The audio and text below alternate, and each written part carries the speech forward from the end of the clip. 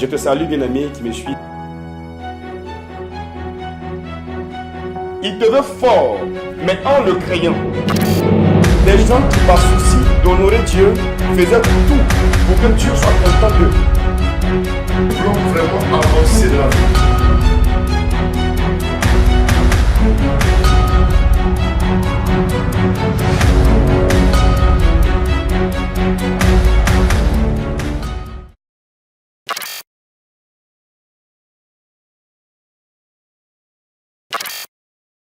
Au nom du Père et du Fils et du Saint-Esprit, Amen. Père, merci pour ce jour béni de lundi.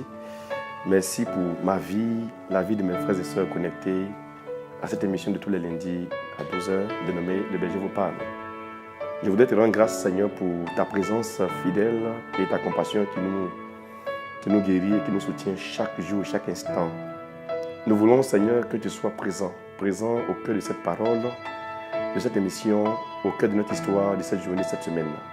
Manifeste ta fidélité et ta bonté comme tu l'as toujours fait et donne-nous d'entrer pleinement dans ta présence et d'expérimenter la joie, la liberté avec toi.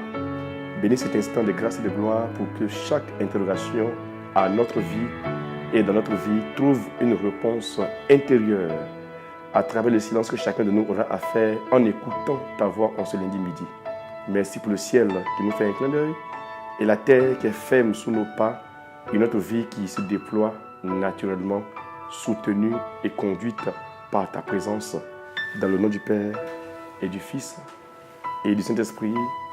Amen. Je vous salue, très chers amis, followers du Berger Camille Élysée, qui êtes abonnés à ma page Berger Camille Élysée SCE. Pour ceux qui ne le sont pas encore, je vous inviterai à aller sur Facebook. Vous tapez Berger Camille Élysée SCE. Vous activez la mention recevoir des notifications, ensuite voir en premier pour être notifié chaque fois que je serai en direct, soit pour un message comme c'est le cas ce matin, soit pour une évangélisation, soit pour un temps d'intercession. Alors, c'est des temps au cours desquels le Seigneur se manifeste fidèlement en bénissant la vie de quiconque l'invoque. Ce matin, nous sommes à notre émission hebdomadaire dénommée Le Berger vous parle. Et le berger, justement, c'est Camille Élysée du ministère Langue de Feu et appartenant à la grande famille du service catholique d'évangélisation. Vous l'avez compris, je suis catholique de formation, de naissance spirituelle, mais témoin de la Pentecôte. Et pour moi, la Bible est vraie. Pour moi, Jésus-Christ a existé. Et je souhaiterais qu'à travers ce petit message, chacun de vous puisse rencontrer le Jésus des évangiles, le Jésus de la Bible, tout court, le Jésus de l'Écriture. Alors, le thème de ce lundi midi, c'est la liberté en Dieu. La liberté en Dieu. Nous allons écouter un passage biblique qui nous permettra de développer avec intelligence et avec amour ce thème si puissant et si vrai. Nous allons écouter l'évangéliste Jean, qui a été un des contemporains de Jésus et qui a marché avec Jésus, nous parler en Jean 8, le verset 32. Nous écoutons ce qui est écrit ici. Alors, là je vois déjà au verset 31, Jésus dit alors aux Juifs qu'il avait cru, « Si vous demeurez dans ma parole, vous êtes vraiment mes disciples. Et vous connaîtrez la vérité, et la vérité vous libérera. » Il lui répondit, « Nous sommes la descendance d'Abraham, et jamais nous n'avons été esclaves de personne. Comment peux-tu dire, vous deviendrez libres ?» Jésus leur répondit, « En vérité, je vous le dis, quiconque commet le péché est esclave. Or, l'esclave ne demeure pas à jamais dans la maison, le Fils y demeure à jamais. Si donc le Fils vous libère, vous serez réellement libre. Alléluia. Voici, chers amis, habitués des émissions de tous les lundis 12h, une belle parole que nous donne le Seigneur Jésus-Christ de Nazareth pour que la semaine pour nous soit recadrée, recentrée et orientée pour nous. on nous parle de la liberté en Dieu.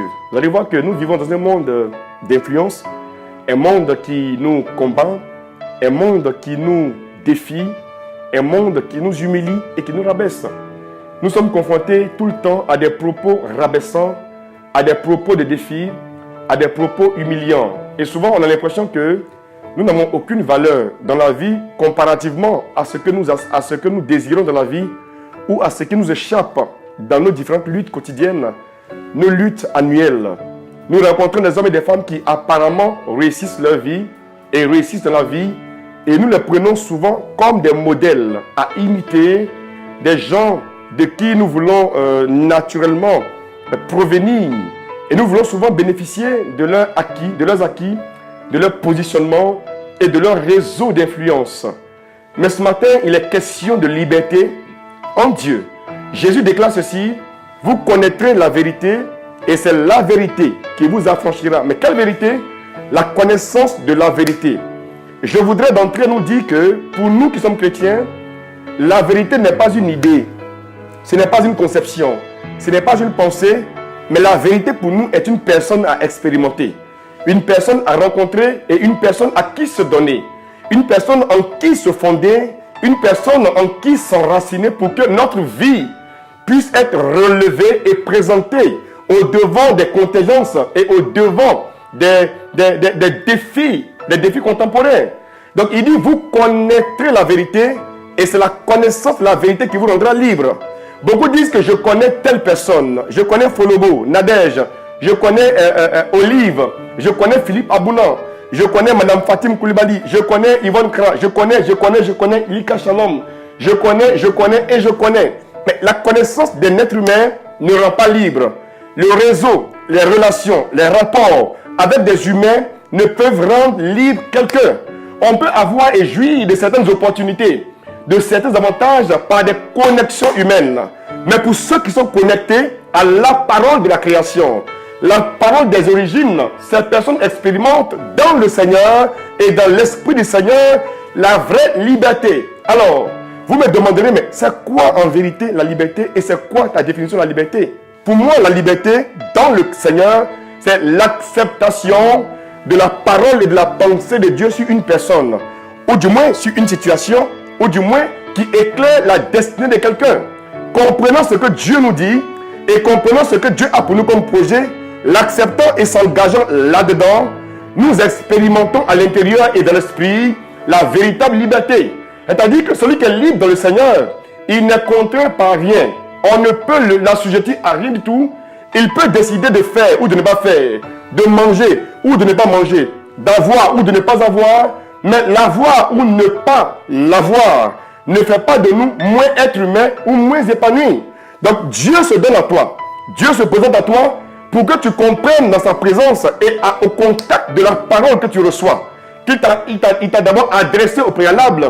Quand tu entends sa voix, que tu prends ce qu'il te déclare comme vérité et que tu l'inculques dans ta vie, que tu l'intègres dans ton histoire, la parole que tu reçois en toi te fait marcher dans la vie. Et la marche de ta vie désormais au contact de la parole va donner à ta vie d'expérimenter au quotidien la vraie joie de vivre. Et la joie que ressentira ta vie sera l'expression de la liberté. C'est-à-dire que quand la parole est en toi et qu'elle marche en toi et qu'elle fait marcher ta vie alors se contente de ce que la vie lui propose. Écoutez-moi très bien. Ta vie se contente de ce que la vie lui propose. Je parle de ta vie se contente de ce que la vie lui propose. Certains diront, mais si la vie doit me proposer des choses, ça veut dire que ma vie n'est pas libre. Non, non et non. Quand je parle de vie qui te propose des choses, je veux te dire que la vie pour nous qui sommes croyants, ce n'est pas ce que nous vivons au quotidien, mais c'est celui qui a créé la vie et qui est lui-même le vivant. Vous allez voir que Jésus a vécu sur la terre avec des hommes comme vous et moi, et Jésus a déclaré des choses. Certaines personnes ont cru en ces déclarations et ont expérimenté la richesse de ces déclarations. D'autres qui ont vécu au temps de Jésus n'ont pas cru aux déclarations de Jésus et n'ont pas bénéficié des avantages rattachés aux déclarations de Jésus. Pour l'homme qui veut vraiment être libre, Ce n'est pas dire que j'ai un boulot, j'ai une épouse, j'ai des enfants, je voyage, j'ai des relations, j'ai un compte en banque très fourni. Je connais des hommes, mes amis de ce pays et même de mon quartier, qui ont tout le confort nécessaire, mais qui au tréfonds d'eux-mêmes ne sont pas épanouis. Je ne suis pas en train de dire que celui qui est riche matériellement, financièrement, n'est pas forcément heureux. Je veux dire que la véritable joie, le véritable bonheur se trouve dans la marche à la lumière de la vérité qui est la parole du Christ Jésus. Donc celui qui le rencontre et qui marche en lui et qui se donne à lui va constater que sans effort physique, sans effort au niveau des ressources intérieures, va constater que sa vie sera comme portée comme sur les ailes d'un aigle. Il va avoir un regard de l'aigle, regard fixé vers l'avenir, regard fondé dans la vérité, regard enraciné sur comme un roc, un rocher. Et du coup, les hommes parleront de droite et de gauche, mais sa vie avancera résolument et sereinement. On lui mettra des bâtons sur le chemin, on lui mettra des pieds sur le chemin, mais lui, sa vie évoluera. Elle avancera. On l'attaquera, il ne tombera pas. On ne le maudira pas, il ne sera pas maudit. On voudra alors l'empêcher d'évoluer, mais la parole de sa foi, la parole de sa conviction, la parole de son enracinement va lui donner d'évoluer résolument, naturellement et insidieusement. On comprendra alors que celui qui a beaucoup et qui est connecté à Christ est épanoui. Celui qui a peu et qui est connecté à Christ est aussi épanoui. Donc, la vraie liberté se trouve dans la parole de Dieu. Le monde parle, les démons parlent, les hommes parlent, mais la parole de Dieu également nous parle.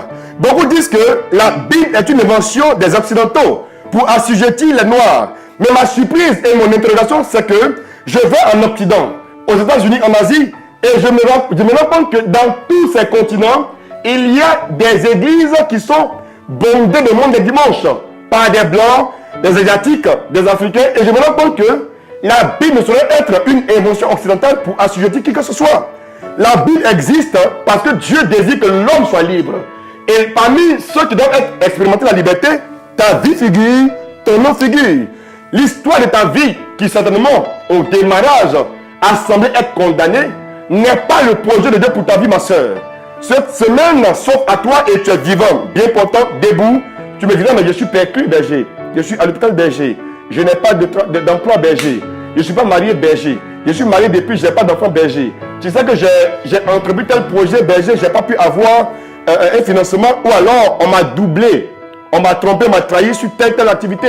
Mais berger, où est ce Dieu que j'invoque depuis 20 ans qui ne répond pas? Où est ce Dieu que j'invoque depuis 30 ans qui ne répond pas? Mon époux qui au départ était bien, mon époux qui au départ était bien, aujourd'hui a changé d'attitude. Je me rends compte que plus je prie, plus je souffre, ma soeur et mon frère. Je te parle ce matin de la part de la vérité, de la part du Messie Sauveur. Je te parle ce matin de la part du point. Celui que Dieu a envoyé te libérer véritablement. La liberté de ta vie va commencer par ta conception intellectuelle. Et alors, par ton adhésion intérieure. Plus ton cœur se donne à Dieu, ton corps alors se déploie librement. Quand ton cœur est connecté à la parole de Dieu, ton corps se déploie librement. Les hommes te diront, mais tu n'avanceras pas parce que le génie s'est levé. Tu n'avanceras pas parce que le sorcier s'est levé. Tu n'avanceras pas parce que le patron qui est franc-maçon ne te permettra d'avoir une promotion. Mais laisse-moi te dire, ma soeur, laisse-moi te dire, mon frère, que le tout de ta vie ne dépendra jamais d'un homme, mais te dépendra de la parole de Dieu adressée à ta personne. La liberté en Dieu, c'est quoi? La connaissance. La connaissance avec Dieu, c'est quoi? La réception d'une information. Que dis-je? D'une parole qui pour Dieu est un projet pour ta vie. Quand tu reçois de Dieu une parole, ce n'est pas une parole pour te flatter ou pour te contenter. Non. Quand Dieu parle à quelqu'un, Dieu donne à la personne en question qui entend sa voix et qui garde sa voix un projet. Donc, le projet que Dieu te donne est une promesse de ta réalisation, de ton accomplissement. Si tu te laisses conduire par la parole de Dieu, certains dans ton environnement vont évoluer avant toi. Tu auras l'impression que ta vie est un peu en retard, est en déliquescence. Et alors, on te dira, mais tu pries beaucoup avec Camille Lisée, tu fais les messes, les pèlerinages, mais pourquoi est-ce que ta vie n'est pas aussi reluisante? Elle n'est pas aussi claire, elle n'est pas aussi unifiée, elle n'est pas aussi clarifiée, elle est encore moins actée. Tu vois? Elle est libérée, mais sous condition. Tu es astreint à rester dans un pays occidental. Mais quand Dieu te libère, tu n'es astreint à rien. En fait, tu es libre de tout mouvement. Et le mouvement, c'est l'être dans l'action, mais c'est aussi l'être dans l'intérieur, dans l'intelligence, dans la réflexion, dans la parole, dans la pensée, dans le ressenti, dans le goûter. En fait, toutes les ressources de ta vie seront amenées à se mouvoir. Donc, le mouvement de tes ressources va traduire clairement la présence d'une parole qui te fait bouger. L'homme qui est libre en Dieu n'est pas un homme qui dépend de quelqu'un, qui dépend d'un boulot, qui dépend d'une satisfaction, mais qui dépend d'une parole qui le fait bouger. La parole de Dieu te fera bouger, ma soeur, en cette semaine, si et seulement si tu acceptes de la laisser s'épanouir en toi. Je ne dis pas qu'elle va grandir en toi, mais elle te fera grandir en elle. Parce que ce qui vient de Dieu nous fait toujours grandir. Et la grandeur de ta vie, à travers la croissance de ta vie, va se faire dans ta capacité à craindre le Seigneur en gardant résolument dans ton cœur sa parole. Plus sa parole à toi devient un trésor, devient un secret, plus alors ta vie se déploiera. Et quand ta vie est déployée, elle est vue, elle est ressentie, elle est comprise. Et alors les hommes seront éduqués, seront édifiés, seront instruits par ta manière de vivre. Ça veut dire quoi? Et c'est ma chute, en ce lundi midi, que ta vie est censée donner envie de vivre à tes contemporains. Je ne parle pas du monde, je parle d'abord de ton monde, c'est-à-dire ta famille, tes collègues, tes frères et sœurs, tes ennemis, tes adversaires. Plus tu vis fixé sur Dieu, plus ta vie évolue. Et alors les menaces contingentes, les menaces extérieures ne seront pour toi que des menaces, mais qui ne t'atteindront pas. Les malédictions entendues, les rêves, visions qui ont été faites sur ta vie seront au niveau seulement du rêve, mais ne t'atteindront pas. L'homme qui marche dans la parole de Dieu marche dans la sécurité, et la sécurité que tu ressentiras est pour toi la liberté de Dieu. Et quand tu es libre en Dieu, tu es heureux avec le peu que tu as, tu es aussi heureux avec le plus que tu as. Tu es aussi heureux avec tes ambitions, tes envies dans la vie. Et alors, ceux qui n'ont pas misé sur toi au départ seront surpris de voir que Dieu marche avec toi et que Dieu est établi sur ta vie. Ce lundi est une opportunité pour toi de réussir. Lève la tête et accepte que Dieu soit ton Dieu, et tu verras que la semaine, malgré les menaces, ne pourra pas t'engloutir, ne pourra pas t'envahir, ne pourra pas te détruire.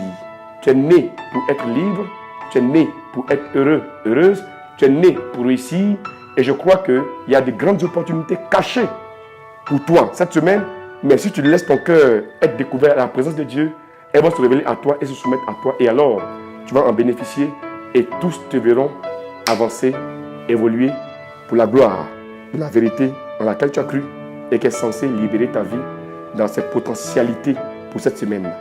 Si ce midi tu m'as entendu, ma soeur et mon frère, Dieu te bénisse. Alors, pour montrer que tu as compris le message et que tu as pris la résolution de marcher en fonction du message, juste liker, mettre en commentaire une intention de prière pour laquelle je vais prier, et puis partager la vidéo dans tous les groupes sociaux. Inviter tes amis, les taguer pour qu'ils puissent écouter ce message d'espoir et d'espérance, et que leur vie soit aussi libérée comme la tienne. Dieu n'est pas méchant, et comme le dit mon frère Axel Fouabi, Dieu est de bonne humeur. Veux-tu expérimenter la joie de vivre? Accepte sa parole et sois de bonne humeur. Garde le sourire. Je te dis shalom. À l'année prochaine.